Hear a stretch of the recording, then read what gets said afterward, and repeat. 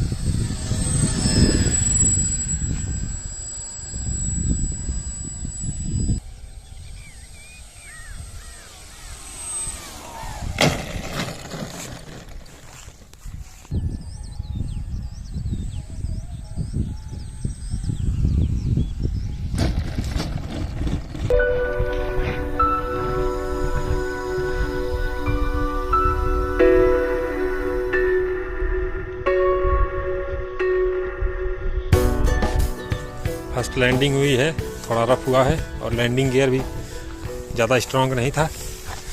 2 mm का side spoke ये bend हुआ है, सीधा हो गया और व्हील लो क्वालिटी का था। थोड़ा बहुत प्रॉब्लम है इसमें, क्योंकि मैं सही कर दूंगा अपडेट लाके।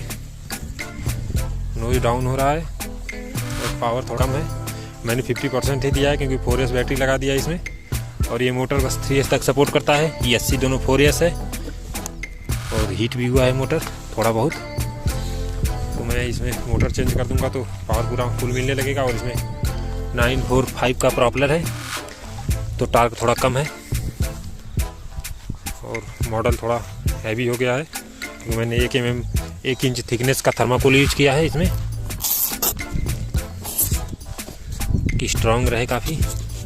4S बैटरी इसमें मैं फ्लाइट कंट्रोलर लगा के ऑटो पायलट बनाने वाला हूँ।